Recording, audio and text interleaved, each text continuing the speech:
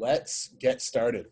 So today we're going to talk about cosmic catastrophes. I initially titled this "When Space Reaches Down and Touches Us," a short guide to cosmic catastrophes, but that it's not so short anymore. So my name is Matt Shultz. I am the Annie-Jump Cannon Fellow at the University of Delaware. So that's a fellowship which is endowed by the Mount Cuba Observatory. So I'm really happy to be here tonight. So let's get started. So one of the things that inspired this talk, aside from my fascination with the macabre, is that, of course, it's been a pretty rough year for everyone. I don't think I really need to emphasize that. And, people have hopes that 2021 will be better, but so far it is certainly turning out to be just as a wild ride as 2020. And I am here to remind you that it can always get worse. Much, much worse. And in particular, space can reach down and touch us. So we're used to thinking of space, of the stars, as sort of pretty things that are a long way away that we look at from afar and that have no real ability to influence us here on a day-to-day basis. And that's generally true, but every once in a while, it interrupts. So the first thing that we'll talk about are comets and asteroids. And this is probably the first thing that people actually think about when they think about the threat from space is, big fiery rocks coming down and destroying stuff. So these are left over from the formation of the solar system. So initially the solar system, when it was forming, with this big planetary disk that the planets sort of condensed out of, and the largest bits became, under their own gravity, they would attract things towards themselves and just gradually cleared out all of the debris, but not all of the debris got cleared out of that disk. And earlier on in the process, there was still a lot of stuff in the solar system, and everything was just constantly getting hit by asteroids and comets and planetesimals. And you can see the consequences of that to this day in most solar system bodies. The rocky bodies, at least, are covered in craters. And there are some craters on the surface of the Earth that are quite obvious now. But we think during the Hadean epoch, so named because it was rather hellish, the Earth was under just as constant bombardment as anything else in the solar system, and would have looked maybe something like this, just covered in craters filled up with water. And it's even the case that it took a huge collision with something about the size of Mars. We call it Theia. And we think that's how the moon formed. This Mars-sized planet came in, hit the Earth, a huge amount of material was ejected out, formed a ring system around the Earth, which gradually condensed into the moon. And this sort of explains why the moon has very similar composition to the Earth itself. So now most of the debris in the solar system is in a couple of places. So there's the well-known asteroid belt between Mars and Jupiter.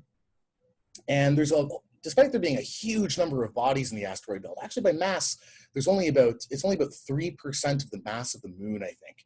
So there's not a lot of material there, but there's a lot of tiny little fragments, but they're all in mostly sort of circular orbits, and they're not really much of a threat to the Earth. And then further out, you have the Kuiper belt. So these are where comets come from, the Kuiper belt and the Oort cloud, even further out beyond that. And these are sort of icy bodies rather than rocky bodies like in the asteroid belt. And again, most of the Kuiper belt bodies are in stable-ish orbits, kind of maybe a bit more elliptical than you would find in the inner solar system. But in general, again, they're not much of a threat, but every once in a while, because they're very tiny, maybe a few kilometers or a few hundred kilometers across, they can be very easily perturbed by the gravitational influence of one of the nearby gas giant planets orbiting past it, or if the sun happens to come fairly close to a nearby star. That could also, its gravitational influence could perturb a few of those bodies from the Oort cloud and send them into the inner solar system. So everyone knows, of course, that the dinosaurs went extinct 65 million years ago. That's probably the first thing that comes to mind when you think of the threat from space, is this giant asteroid coming down and entirely wiping out most of the life on the planet, at least the dominant life. And the evidence for this is the Chicxulub crater, located in Central America, as well as a higher level of palladium, which is a really rare metal on Earth, but it's actually quite common in asteroids. So the asteroid impact hypothesis for the extinction of the dinosaurs actually is fairly new. It only became accepted in the 1970s and 80s and was quite controversial before that. But of course, that's 65 million years ago, right? Like that's well in the past. Like that's not something we really have to think about, right? Well, recently, and just really about a year ago, evidence started coming together that a location in Syria, I believe, Abu Hurayya, got hit only 10,000 years ago and completely wiped out. And the evidence in this case is a bunch of minerals which are formed under very high pressures and very high temperatures and are all pretty much impossible to form on the surface of the Earth. And they're all over this site. So this is considered to be pretty strong evidence that it was actually hit by a small asteroid or a small cometary fragment and just completely wiped out this settlement. There is some speculation this might even be the origin of the Sodom and Gomorrah myth. A little over 100 years ago in Siberia, in Tunguska, something came down, exploded in the atmosphere, and leveled hundreds of square kilometers of forest. The explosion was seen a very long way away. No one had any idea really what it was. And it wasn't until decades later, because this is a very remote area, that anthropologists went out to investigate and figured out that this must have been some kind of impactor from space. It didn't leave a crater behind, so we have no idea exactly what it was.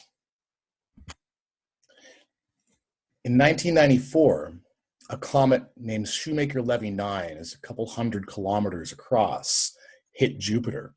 And this really transfixed the world when it happened, because this thing was just absolutely huge. You can see on the left there, both of those bright points of light or fragments of Shoemaker-Levy 9. It broke apart as it got close to Jupiter. So multiple fragments hit the planet. And on the right, you can see just the complete mess in the lower half of Jupiter where the comets hit that it made of Jupiter's atmosphere. So if something like this would have hit the Earth, it would have been a pretty bad day for everyone. When you remember that Jupiter is a lot larger than the Earth, and you look at how much damage it did right there. And then in 2013, in Chelyabinsk in Russia, with absolutely no warning whatsoever, a bolide came down, and there was an airburst over the city. No one died, but the shockwave broke windows all over the city. And there were a lot of people who got injured from broken glass and things like that. This is probably the most well-recorded bolide in the history of the species, just because the Russians all have dash cams. So there were multiple recordings of this from multiple different angles. And there's a lot more where that came from. So the reason that impactors, whether asteroids or comets, are so deadly is because they're going extremely fast. The sort of typical velocity relative to the Earth for one of these is sort of on the order of 20 kilometers per second, maybe even a little bit higher than that. And something about 100 meters in diameter, like a rock, just 100 meters in diameter, which if you think about it, is not that big of a rock, will release an amount of energy just from its kinetic energy kinetic energy equal to half mass times velocity squared. When you do the math on that, it turns out to something equivalent to 100 megatons of TNT. That's the same as the Tsar Bomba, which is the largest nuclear device ever tested on the Earth. It was built by the Russians way back in the day. And this is happening all the time. About 1,000 tons of cosmic material will come down on the Earth every day. Here you see this map of bolide events. So these were, seen either by people or by satellite over less than a 10-year period. And the size of the circle of each of these events is proportional to the amount of energy that was released. And for reference, the Chelyabinsk event is about here, and Tunguska is estimated to be 10 to 100 times more than that. So if you look at all the dots about this size, you can see a Chelyabinsk event seems to happen sort of maybe once every decade or so, somewhere on the planet. And something about the size of Tunguska is estimated to be about once every 100, 150 years. You see that they can come down just anywhere. The overwhelming majority of them come down to the oceans, and we never see them. Now, most of the material that comes down, though, that 1,000 tons isn't all big bolides. Most of it's dust. And most of the cosmic material out there is dust. And what you're looking at here are noctilucent clouds. Noctilucent meaning night shining. So these are clouds that are at extremely high altitude. And during the summer, in the very far north or the very far south, you can see these clouds at very high altitude. They're so high altitude that they actually catch and reflect the sunlight from over the horizon. So even though it's night where you are, these clouds are they glow up in the air. I saw them once very early in the morning when I was living in Sweden. It was really remarkable. And these are meteor smoke, we know now. They're actually just dust, cosmic dust, which is precipitating at the polar regions. Now, somewhat larger objects, of course, will burn up in the atmosphere at higher altitudes. And I'm sure everyone here has seen at least one meteor shower in their life. So these are just pretty lights. They don't have any particularly dangerous impact. A little bit larger than that, and you get fireball events. So this is where it explodes in the air at a somewhat lower altitude, low enough to cause a shock wave on the ground, knock over some trees or even some buildings. But there's no crater because it explodes entirely up in the air. And then, of course, the even larger events will actually leave a crater because they survive until they hit the Earth and convert all of their kinetic energy into a big explosion on the surface. And various places around the planet, you can see the results of these. I think this is Meteor Crater in Arizona, which was like a couple million years ago or something like that. Now, if one of these hits the Earth, it will kick up a very large amount of dust from the explosion. And this is actually the big problem. You see, if you're right under a bolide, a big bolide when it comes down, you're going to have a pretty bad day because it'll just, blow you up. But typically the blast radius is, pretty small, which is why we don't know that most of these events have happened because they happen out in remote areas and it doesn't really affect anyone. But a large enough impact, or even if it hits in a remote area, will kick up a lot of dust. That dust will block the sun.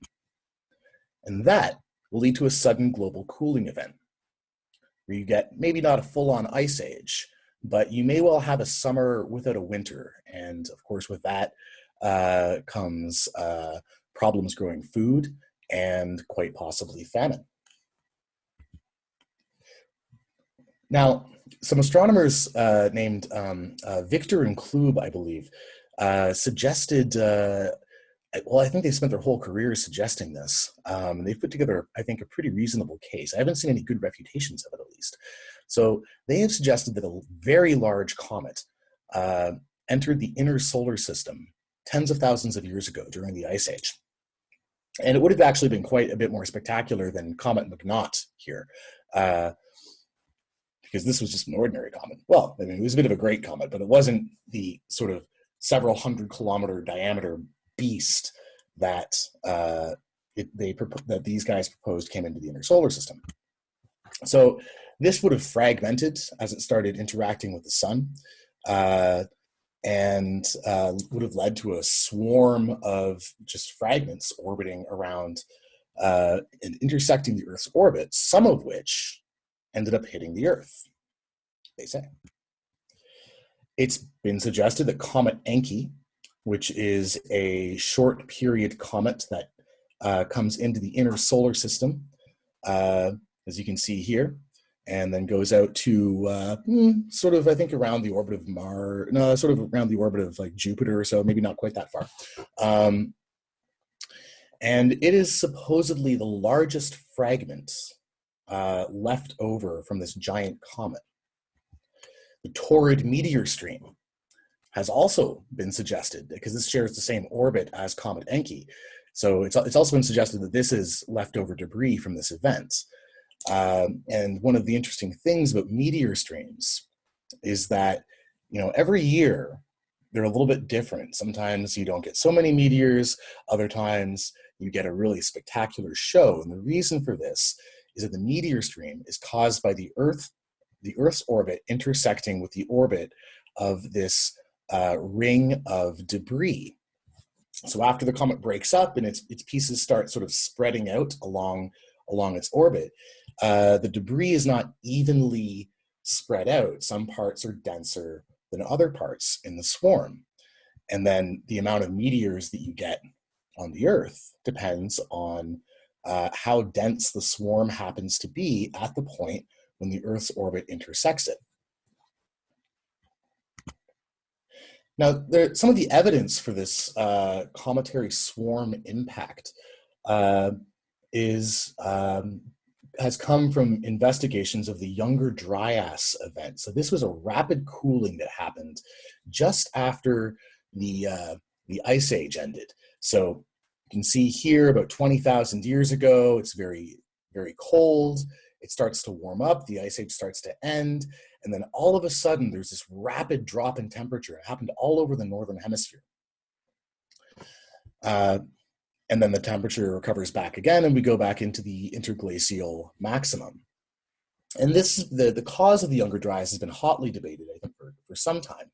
And there are explanations that don't involve comets. So don't imagine that this is the only explanation, and this remains a controversial subject inside this field. I do want to emphasize that. So the idea is that you had this swarm of objects that came in. So none of them were really large enough to leave a crater behind, or at least very few of them were. Instead, most of them would have been airbursters. But that actually would have been enough to add some dust into the atmosphere. At the stratum of the Younger Dryas, there's this black mat, they call it. And this is found all over the world, apparently. The hypothesis here is that the firestorms caused by these impacts, just giant forest fires all over the planet, led to the formation of this black mat.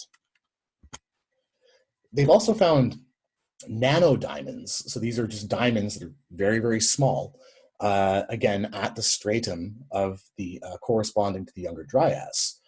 And the idea is that these would have been formed in the impacts, or like with a very high pressure fireballs reaching the ground, would have led to the formation of these nanodiamonds.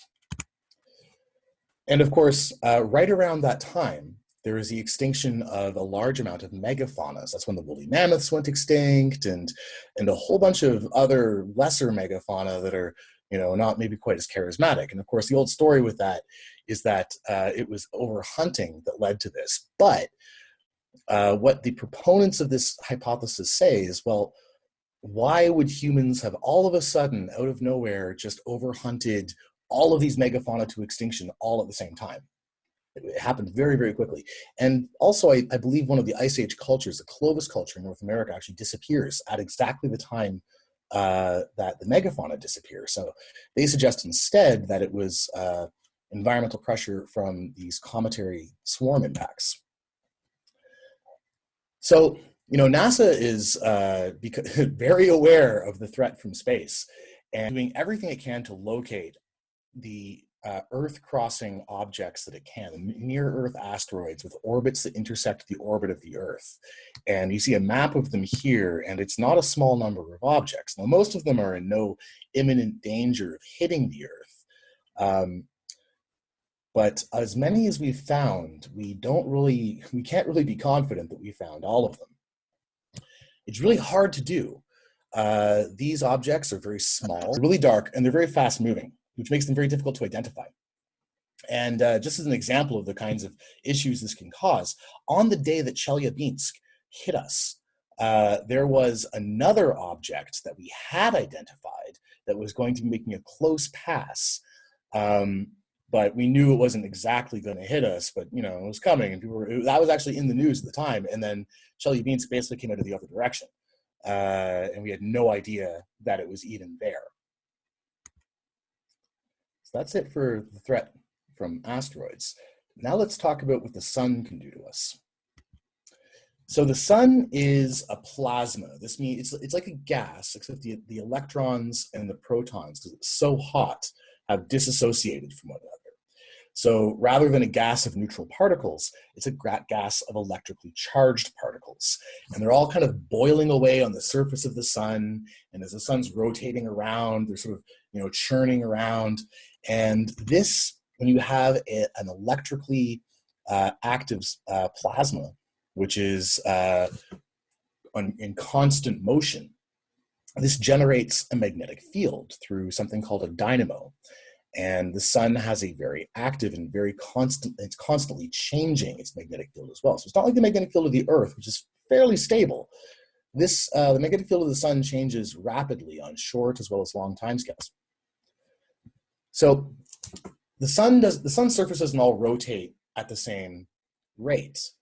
The equator rotates a little bit more rapidly than the pole does. And this means the magnetic field lines, which are anchored in that plasma, get pulled ahead at the equator, like pulled ahead of the magnetic field lines at the poles. And this leads to this gradual winding up of the magnetic field. And as it gets wound up, you get these sort of kinks forming in the magnetic field, which lead to sunspots, which are localized, very high magnetic field strength sort of anomalies in the surface of the sun. Now, every once in a while, a sunspot, they don't all do this. Some of them just kind of come and go, no big deal. But sometimes you have this sudden sort of explosive release of magnetic energy in something we call magnetic reconnection. And this leads to a solar flare, because basically all of the magnetic energy is suddenly converted into heat, radiation, and mechanical energy, like all at once. And that's a lot of energy in that magnetic field. And this leads to this ejection of radiation and very high energy charged particles into the solar wind. Now, this can happen on different scales. Some solar flares are fairly small, and others are really big. So a really large solar flare will lead to something called a coronal mass ejection, which you see here in a satellite movie. So this is, you can think of this as, for our purposes, as a solar flare, which just happens to be on such a scale that a vast quantity of plasma gets explosively ejected out from the outer atmosphere of the sun. Now, the Earth, thank God for our sake, has a fairly strong magnetic field, which is able to protect us for the most part from the solar wind. If we didn't have that magnetic field, then we wouldn't have an atmosphere anymore, because the solar wind, which is this constant outflow of charged particles from the sun, would have stripped away our atmosphere, and we would have lost our oceans and everything a very, very long time ago. So that magnetic field is essential for our life. But it also protects us when there's sort of more energetic events, which again is good because we don't get bombarded by high energy charged particles. But those particles, those charged particles can enter at the magnetic poles, because that's where the magnetic field of the Earth reconnects into the interplanetary magnetic field, which is woven throughout the solar wind. And this leads, of course, to the Aurora borealis, the northern lights, and the Aurora australis, the southern lights. Most people haven't seen the southern lights, of course, but some of you, I imagine, will have seen the northern lights. And this image from the ISS is, I think, a really great illustration of the aurora, because you can see quite directly that it is a result of particle precipitation coming down directly from space. The connection between the sun and the aurora actually wasn't known for sure until the 1960s, when we started measuring this with space probes. Before that, they thought maybe it was a purely terrestrial phenomenon. Now, that's a pretty light in the sky, and it's no big deal. But during a coronal mass ejection, when this really strong aurora is happening, that can actually cause an electrical current to be created by induction in the Earth itself. It's something called a geomagnetically induced current, or a GIC.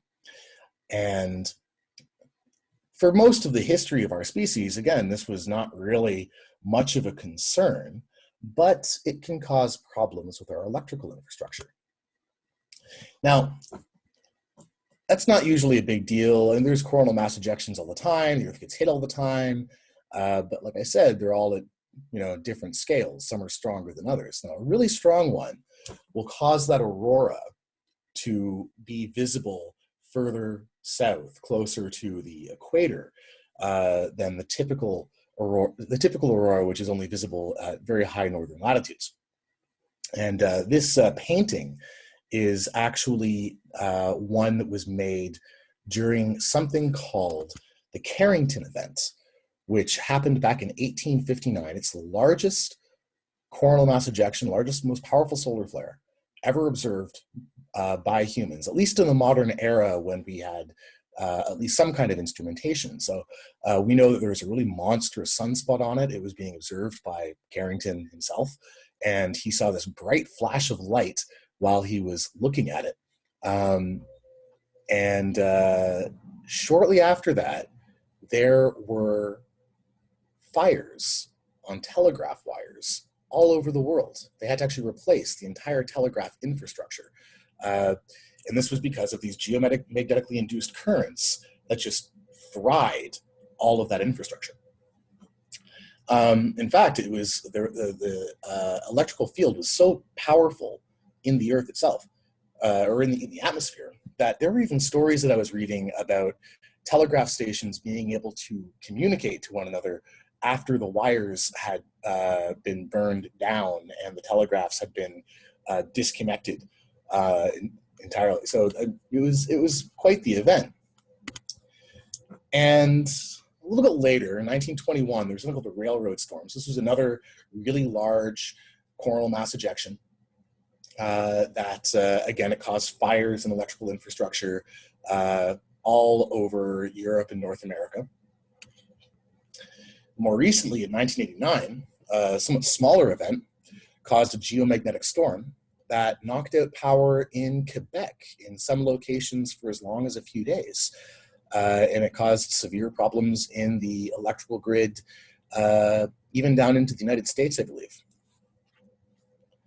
This is the most recent event for which we've had the opportunity to study the effects of a geomagnetic storm, a really bad geomagnetic storm, on modern electrical infrastructure.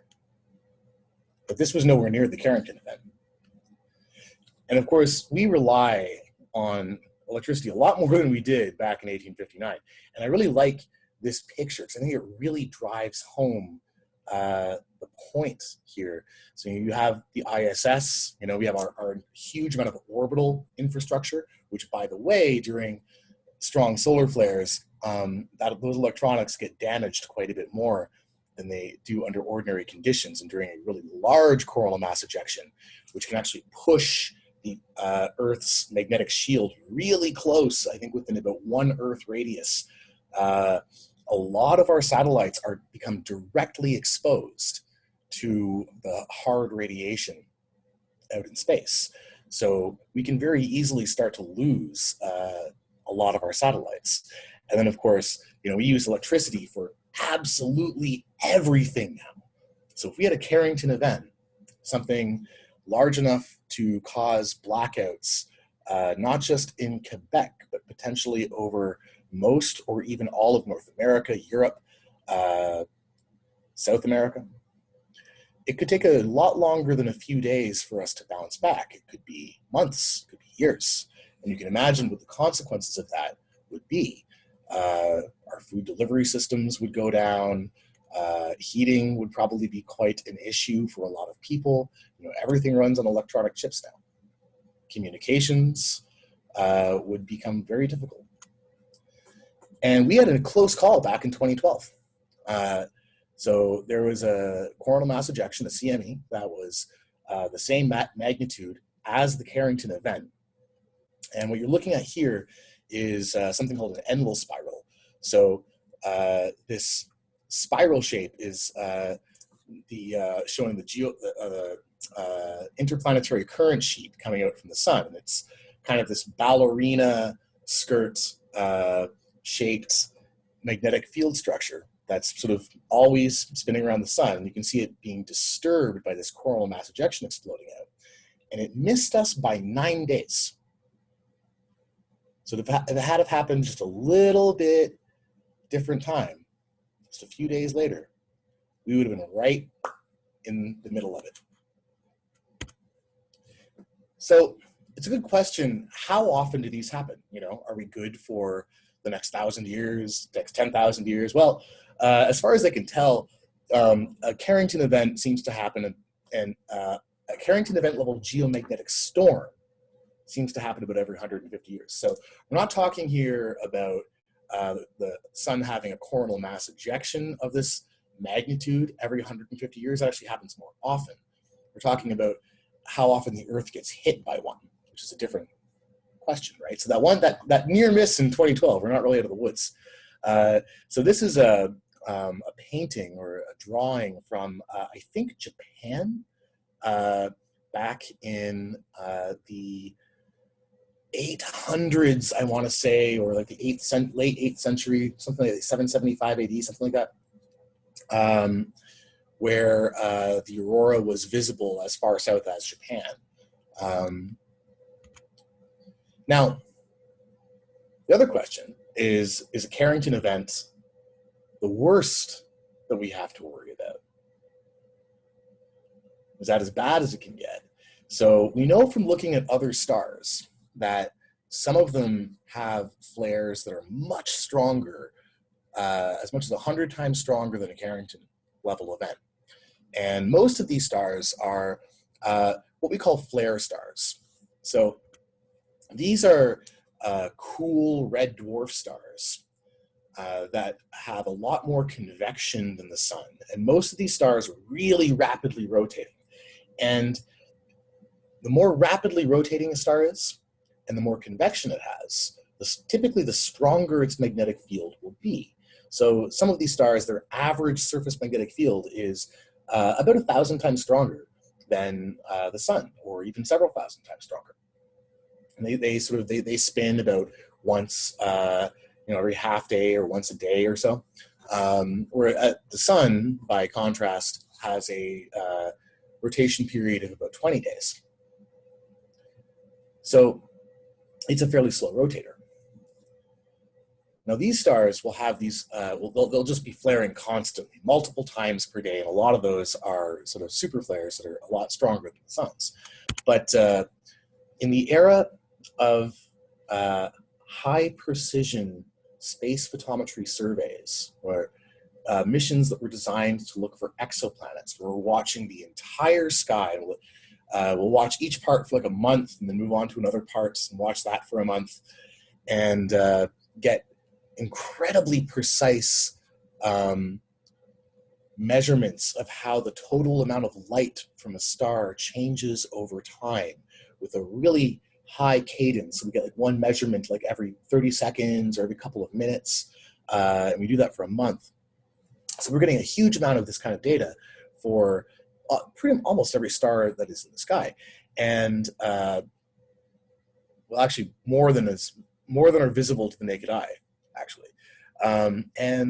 Really recent, when I say recent, I mean, I got this plot from a paper that I think was published in 2021, so within the last month. Really recent research has demonstrated that stars like the sun, so similar spectral type, similar surface temperature, similar size, and also a similarly slow rotation of sort of, on the order of 20 or 30 days, actually do have super Carrington type flares. But they're fairly rare. The rate is about once every few thousand years or so. So, cross our fingers it won't happen in our lifetime. And there is some evidence, actually. Sorry, when I said 775 AD earlier, I think I was wrong about that. I think it was more, that Japanese image was more recent. This is the 775.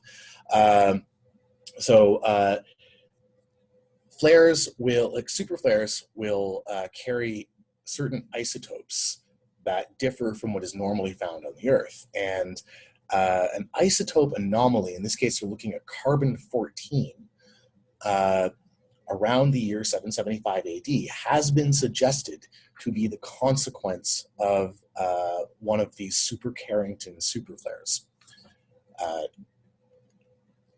I believe that's still somewhat controversial, as they're not totally sure if the signal is from that or maybe something else, but it is out there in the literature. Now, how much imminent danger are we in? Well,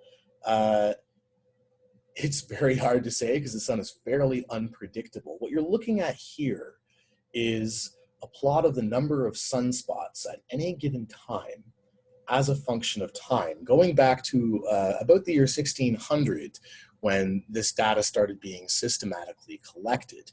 And you can see there's this nice 11-year signal in there. This is this well-known 11-year sunspot cycle, where you get a maximum number of sunspots when the sun is really active and it's flaring all the time, and then the sunspots basically all disappear. It goes into minimum, and then it starts up again. And each time this happens, the sun's magnetic field flips polarity, so north becomes south and south becomes north. But beyond that 11-year cycle, you can see that there's also, each cycle isn't exactly the same, and sometimes sunspots will disappear entirely, like during the Maunder minimum, when for over 50 years, there were just no sunspots at all. Now, what's going to happen in the future is hard to predict because we don't know exactly what causes the sunspots to change from one cycle to the next. And there are as many different predictions for what that will look like over the next sunspot cycle, which just started, or the ones after that, as many different predictions as there are teams looking at it.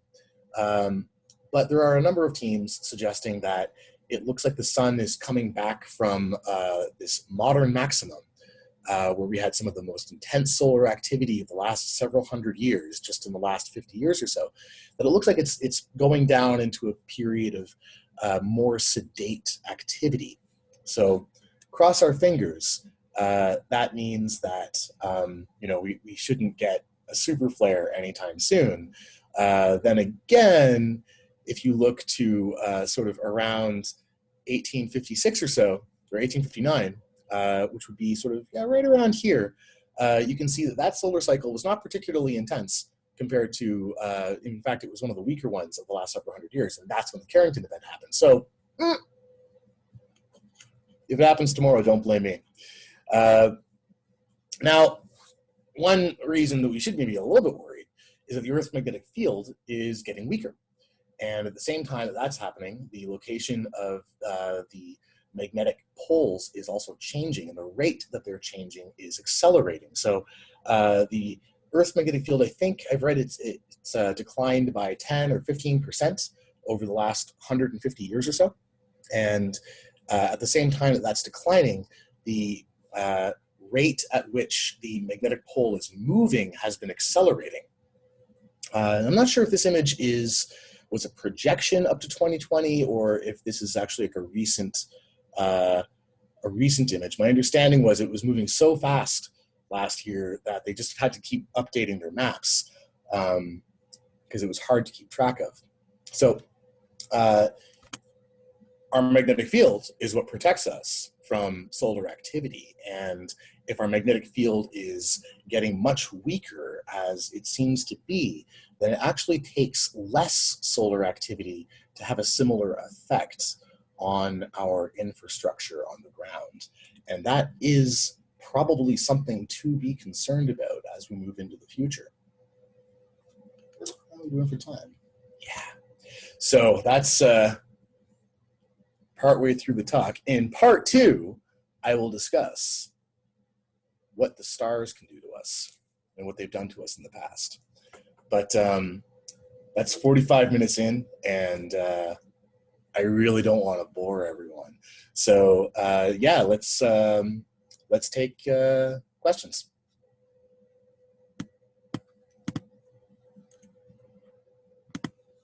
Thank you for listening, everyone.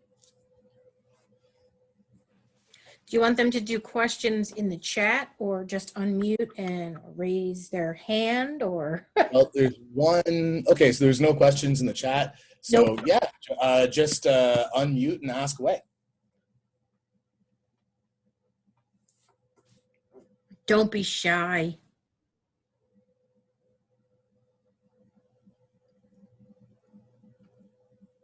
This is the quietest group ever. It's a very quiet group, yeah. Come on, Ken, I know you have a question. Well, I'll ask a question. Good, good. Yeah, the Parker Solar Probe that's up there now, presumably we're going to get some answers as to some of the questions we have as to how we predict just how strong the next solar cycle is going to be and what the effects are. I personally have an interest in it as a ham radio operator. I'm on shortwave all the time. And so the solar conditions have a lot to do with who I'm going to be able to talk to. Mm-hmm. So very interested in the Parker Solar Probe. I think the Europeans have one up there now as well. So do we expect to get answers about that? The Parker Solar Probe is certainly going to answer a lot of open questions about, especially the coronal heating problem. I think is one of the things that we're going to learn a lot about from that. So, the fact that the corona of the sun, its outer atmosphere, is millions of degrees in temperature, but the surface of the sun is only thousands of degrees.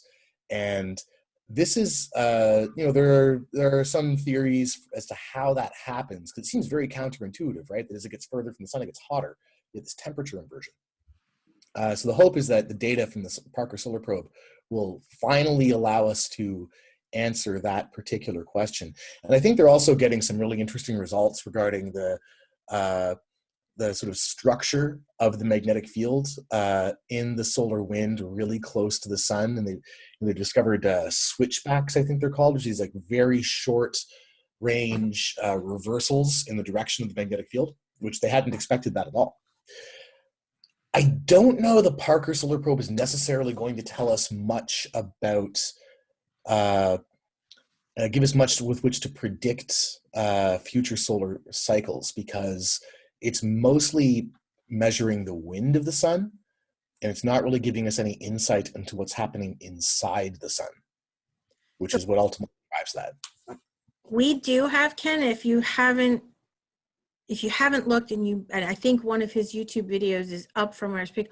One of our associates, Ben Maruka, is actually been working with the Parker Solar Probe, and he actually did a program over this, I guess it was in the summertime, and he will be able to talk on some of the information that has been coming back. He's been helping gather the information and put it together and work on some of that. So I'm hoping to be able to get him to give another talk within probably the next couple of months with some of the information that they've gotten back and they're able to share.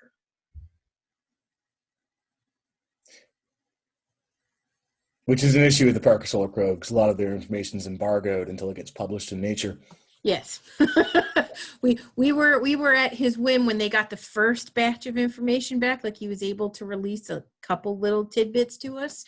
But we we'll take what we can get when we can get it.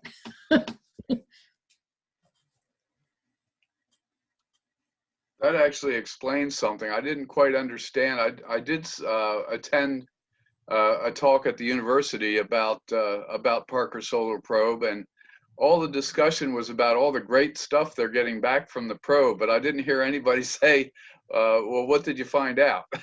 Yeah. I was at that talk too, and it was a lot of sort of telegraphing that huge results are coming, but we can't say anything right now. Yeah. But at that point, they hadn't gotten much back. It started coming in, I believe Ben said it was like in July and August when the information started to come back. So really, it's probably not far-fetched to have to wait 6 months to a year for us to actually, hear what they got by the time they put everything together. There are some questions in the chat, Matt. I saw. So Anthony, thank you so much. Thank you for coming. And Adrian, so what's causing the Earth's magnetic poles to move and weaken? No one really knows. What we do know is that every several 100,000 years, the Earth's magnetic poles flip. The north magnetic pole becomes south and the south becomes north. The process seems to take a few thousand years to happen.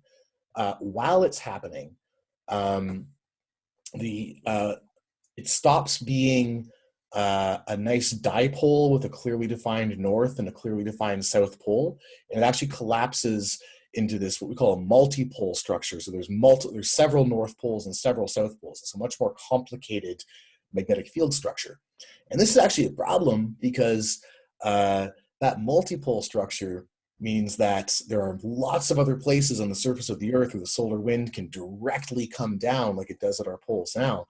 And furthermore, the protection that it extends out around the planet, that magnetic shield, comes a lot closer to the planet. So that it looks like we're in the very early stages of that happening now. Exactly why it happens at one point and not another, I think is I don't think we can predict it yet. There have been simulations that have been done to try and understand this behavior, and it seems to be an intrinsic property of the kind of magnetic field which is generated in the Earth's core. So if you remember earlier when I was talking about how the sun's magnetic field is a consequence of this plasma sort of being churned around on the surface of the sun, it's basically the same thing in the core of the Earth. You have this big ball of molten metal, and the Earth is rotating much faster than the sun, and this ball is also sort of convecting around on itself, and all of that motion leads to something called a dynamo, which generates a magnetic field. And most of the time, it's in this nice stable structure where it's a nice dipole, the lowest energy state it can have. But every once in a while, something happens to make it become unstable, and that seems to be just something intrinsic to this kind of system. And once that instability starts, it just starts to mutate, twist around on itself, flips over, and then reestablishes itself, and then we're good for another few 100,000 years. Matt, I received a question here. It asked, how does solar winds affect our weather? The weather? Doesn't really, I think. I believe it can have an effect on the ionosphere and the thermosphere. So really high altitude parts of the atmosphere can be compressed a little bit from solar wind shocks, for instance. But at lower latitudes, it doesn't really.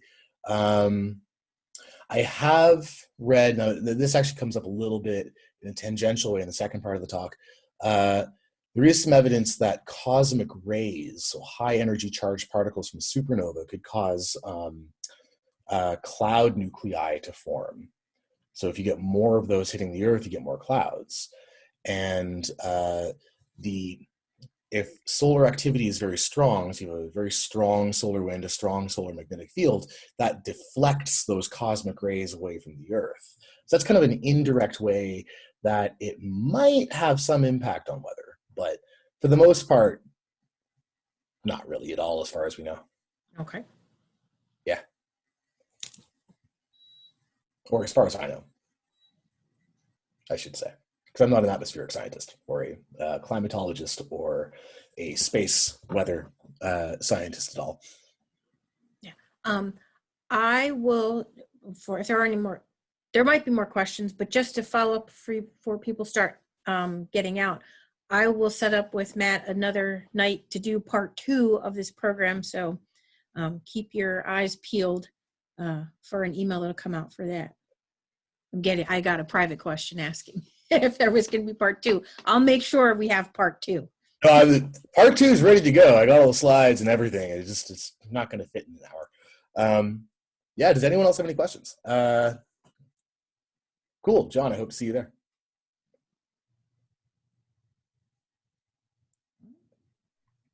I don't see any more questions. So I guess I'm surprised. I thought there would be more questions. I did too.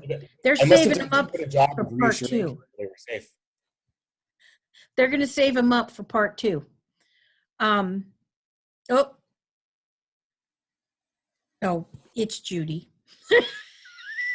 What about astronauts on Mars? Well, if you were a human being and you were outside of the Earth's protective magnetic field, then yeah, space weather is a big problem for you. Even a small solar flare is going to lead to a much higher dose of radiation, and this is actually this is a sort of like how to protect astronauts from that is an active problem in research for viable deep space missions. Good question, Judy. It would also, make it's a real challenge in colonizing Mars, and that's why a lot of the depictions of Mars colonies you see, they're living under the rock, kind of burrowing into the surface of the planet, because Mars does not have a magnetic field to protect it from the solar wind, like the Earth does. So they're basically directly, the Martian atmosphere gives like a tiny bit of protection, but like not really, because it's very thin. So you have a much higher dose of radiation on the surface of Mars than you do on the surface of the Earth. And if you're out in that for too long, like you're probably going to get cancer, not have the best life expectancy. Yeah. All right. Well, I want to thank everyone who's still here for coming tonight.